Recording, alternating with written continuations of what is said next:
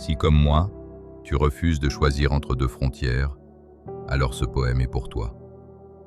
Ce n'est pas une plainte, c'est une déflagration, un surgissement identitaire qui heurte, qui bouscule, qui dérange, mais qui jamais ne consent à s'excuser.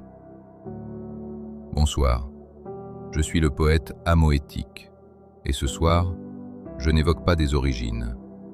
J'invoque ce que l'on tente trop souvent de dénaturer. À ceux qui prétendent redessiner mon visage pour y superposer des teintes qui ne sont pas les miennes et m'assigner à une géographie mutilée, je réponds avec ce texte. Voici. Deux patries, une âme. Oui, n'en déplaise au regard étriqué, je suis français et je suis tout autant algérien. Sans détour, sans justification, sans allégeance à négocier. On peut chausser son existence avec ou sans lacets, fouler la terre pieds nus lorsque l'âme en éprouve l'appel. On peut se vêtir ou se délester de toute parure sans devoir rendre compte de la nuance de ses étoffes aux passants égarés. Moi, je ne farde ni mes contours, ni mes pensées, et je ne travestis pas mes vérités pour les rendre respirables. Je suis le fruit d'un arbre aux racines amères, un arbre ancien, un arbre traversé, mais dont la chair demeure sucrée malgré l'âpreté des tourments. Ses épines le protègent, elles ne le définissent pas, et sous l'épreuve, il persiste, il irradie. Je suis riche de deux cultures aux veines entremêlées, deux héritages, deux mémoires, deux pulsations, qui battent à l'unisson, malgré les cicatrices que le temps prétend refermer. Et si l'histoire, encore, murmure ses douleurs, ensevelies, il subsiste, toujours. La haine, la rancune, une faim obscure, inassouvie.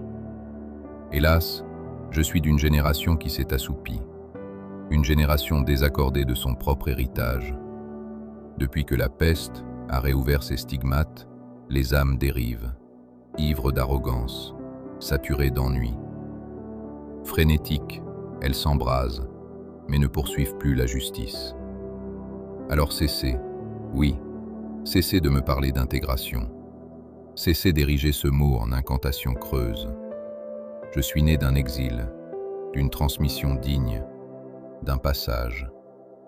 Mais je ne suis pas l'écho passif de cette genèse. Je suis une voix, et comme vous, je subis ce monde, voire même avec une acuité plus douloureuse. Alors j'écris pour penser, j'écris pour relier, j'écris pour empêcher le verbe de sombrer tout à fait. Mais le verbe vacille, rongé, érodé, avili par les injures. Et désormais, il n'est plus question d'ethnie, seulement d'un mal diffus qui conspire. Et pourtant, je vois. Parce que moi, je ne regarde pas à moitié. J'ai deux regards, deux lumières, les deux prunelles de mon âme. Je suis un auteur dont le regard embrasse deux horizons, l'Algérie et la France, mes deux patries, mes deux prunelles.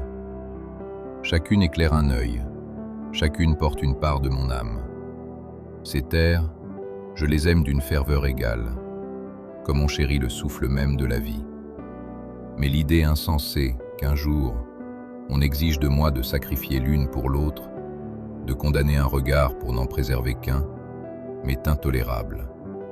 Comment choisir entre deux clartés, entre deux battements d'un même cœur? Devenir borgne, ce serait mutiler l'amour, ce serait consentir à l'appauvrissement du monde. Alors non, je m'y refuse, car mes deux yeux, portés par cet amour indivisible, continueront à contempler ces deux terres qui me constituent, qui m'élèvent, qui font de moi un être entier. Deux patries, une seule âme, et aucune concession. Car je n'ai pas hérité de cette langue, je l'ai conquise. Merci.